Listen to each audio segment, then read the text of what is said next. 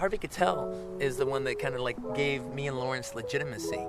And how it happened, it was, it's like, if Harvey had have said yes to the movie and wanted to do it, I think we would have eventually got it made. But it would have been like the normal route of like taking a long time. Harvey has always been one of my favorite actors in the world, and like literally in a wish list, all right, of like whoever I could have be Mr. White. Harvey Keitel was always like number one on the list. So we were trying to get it to him, even though we had no legitimacy, no money, no nothing. Okay, just a script. Lawrence Bender was going to an acting class, and just anyone out there, this is kind of how it can work, all right. And it's like for as many things that can go bad, things can go good. Just like that line in True Romance, bad things happen. Well, that's the way it goes. But don't forget, it can go the other way too. Pendulum swings both ways. It might not seem like it sometimes, but eventually it will. And this is a guy talking pretty much through most of my 20s, had nothing but bad luck at all.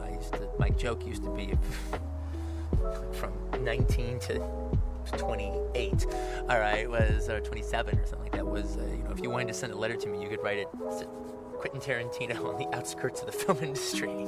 If you'd have sent it there, I'd have got it, because that's right where I was, all right, that's where I lived. Lawrence Bender was going to this one acting class, and his teacher was married to an actress named Lily Parker, who was a member of the Actors Studio in New York, who knew Harvey. Lawrence got it to his acting teacher in Los Angeles. His teacher read it and liked it, then sent it to New York to his wife, Lily Parker, who I don't know, Lawrence doesn't know, he knew her husband. Lily Parker read it and liked it and gave it to Harvey Keitel. So we're really liking Lily. 3 days later, Harvey Keitel called up Lawrence Bender. And we got on the phone with him, and he goes, yes, well, Quentin, I would love to do this movie. I think it's fantastic. And the script is it's quite amazing. The dialogue, and just wonderful writer. So, but I want to be involved in it. I would like to be one of the producers of it and help you get in. You're the boss, but, I think we can maybe help you get it made. At that time, Harvey Keitel saying he's going to be the star of your movie. It's not like all of a sudden doors flew open or anything like that.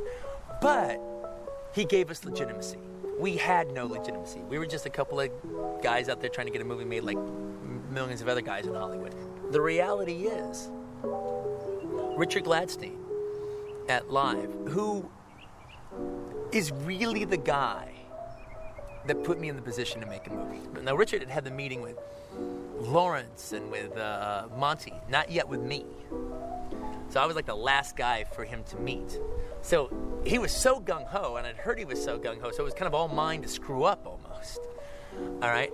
And I had done a movie called My Best Friend's Birthday that it was never finished, and I just had like little clips of it, and I had had bad experience showing it and everything, So Lily was like, and she goes, so you've done a movie before? Well, I never finished it. And he goes, can I see some footage from it?